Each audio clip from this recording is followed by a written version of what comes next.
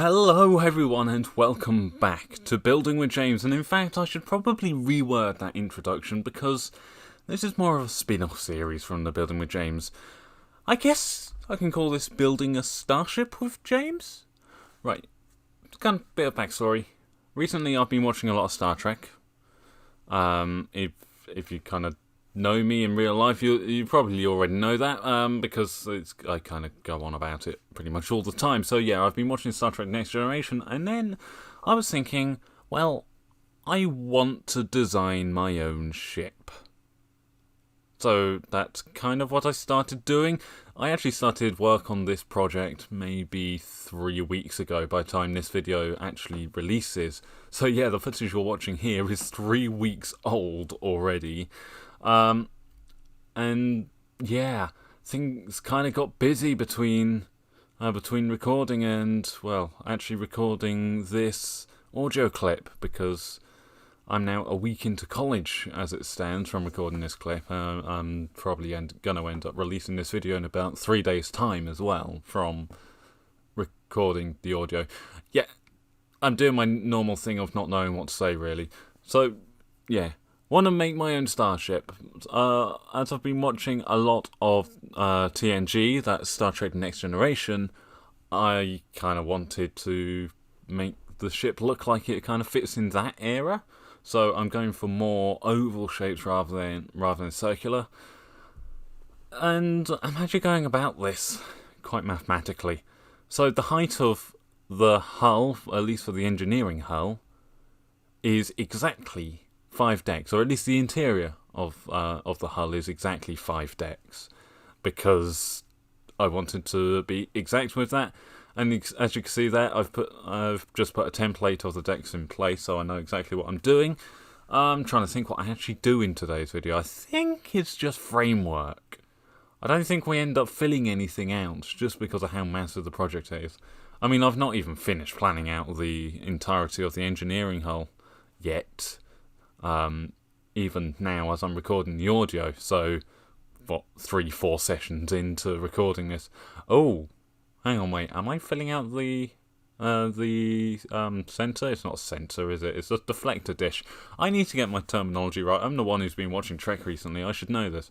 No, I don't think I'm filling it out. I think I am just putting the framework in place, so when I come to it, I believe next episode, if I remember rightly, we can fill all this out and put all the details in. If you've been following me on Twitter, you will know pretty much where I am with the project, because I have been putting screenshots up as I finished sort of going in with replay mod. I put on the shaders just to get an initial screenshot of the project so far, and then I start planning out the camera route. Obviously, I don't do the actual building with shaders on because that is a little bit taxing on the computer. Taxing to the point of 10 frames per second. 2 years ago, for me, 10 frames a second was a luxury. Nowadays, I can't bear it. But yeah, God, that is strange. To think 10 years ago, I was happy to hit even 9 frames per second, and you guys were complaining about the frame rate in video. I would apologise for that, but sort of hardware limitations. Different computer now to what I was using then. Mind you, this computer I've been running for just about 2 years. Yeah, thinking about it, this computer's second birthday was last week. Okay, so that gives a benchmark of when I started getting better tech. Well, I say better tech, it's still only I'd say low mid-range computer. I've never actually revealed the specs of the machine publicly. I don't know why that is. And I'm trying to think what the specs of the old machine were. Absolutely terrible, I know that much. I think, oh gosh, what was it? When I started up the YouTube channel, I had 2 gigabytes of RAM and a really low-end AMD processor. I think 2 years after starting the YouTube channel, I bought myself 4 gig of RAM just to up my total to 6, and that did basically nothing really for frame rates, did it? And then a little bit later, 2 years ago, now I got this machine. It's a great thing. It's a HP Pavilion Core i5 8th generation processor with currently 8 GB of RAM and 2 GB of VRAM on the Intel integrated card, because yeah, proper graphics cards are expensive, and let's be honest, this graphics card, or the integrated graphics card I've got now, actually handles quite a lot considering what it is. I can run fairly smoothly City Skylines, Elite Dangerous, Minecraft with shaders at a push if I'm lowering all the settings. I'm trying to think what else. There's got to be other stuff I can run. Oh yeah, Star Trek Online. Okay, that's an older game, but the models are still relatively high poly. And yeah, mind you, I do want to start saving up to get a little bit more RAM, because I want to start meddling with modded again, because modded is fun. I do like me modded, but the packs I want to be playing recommend you dedicate 8 GB of RAM. If you try doing that when you've only got 8 GB of RAM in total, it's not going to work. Not really. It's going to work even less if you're trying to record at the same time. It's part of the reason why I've not done modded in ages. It's just because, well, it goes framey again. You can actually see a little bit of the corridor design which I'm using on this thing. I thought I built that later, if I'm going to be completely honest. But yeah, I've put in what I'm going to say turbo lift. It's not a turbo lift. It's a ladder. But it runs right through to sort of the... Oh gosh, how have I done the deck system? I've figured out the deck system by now. I think the saucer section goes 2 decks higher than what you're currently seeing. So yeah, the turbo lifts that run through the neck to the bottom of the engineering hull run to the 3rd full deck in the saucer. Yeah, when I say 2 decks above what you can currently see, I've not actually taken into account the bridge, because I kind of want the bridge dome to sit on top of the saucer section. Because classic Trek does that for some reason, you know.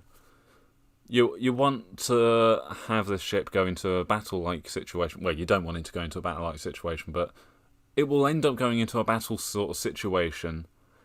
So you put your command center in the most obvious place possible. Now, I know the Enterprise D had a command bridge. That's exactly what the bridge is. Sorry, verbal typo, whatever it is. I know the Enterprise D had a battle bridge. That's what I was thinking. Where it's sort of the vital crew members would go. So the captain, first officer, helmsman, ops, and I believe that's about it. They would go down to the battle bridge, and then they would separate the ship. And yeah, the first time I saw that, I was amazed. I think, yeah, it was in the first ever episode of Star Trek TNG. Spoilers if you've not seen it, but it's in episode 1, so I'm not too scared of giving anything away. Plus, it was in the 80s. And if you're watching this and interested in Trek, you've probably seen all of TNG. So, never mind, I take back spoiler warning. But, yeah, the saucer separation scenes, I absolutely love. And I honestly wish they'd used the footage that they got from that a little bit more than they did in the end. And to me, it's incredible.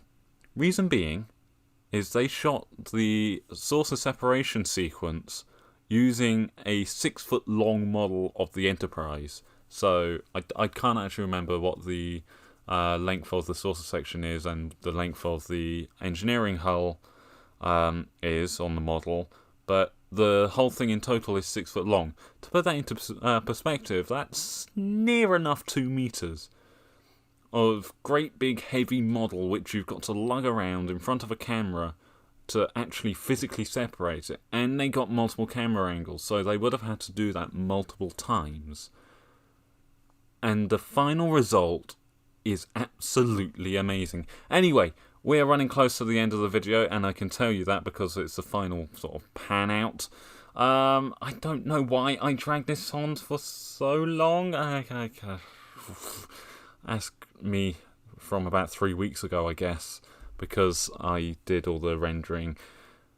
pretty much directly after I did the recording session. Maybe it was a day after. Anyway, thank you very much for watching. I hope you have enjoyed. If you have, feel free to like, subscribe if you haven't already. If you want to support the channel, why not head over to Patreon, see what I have going on over there.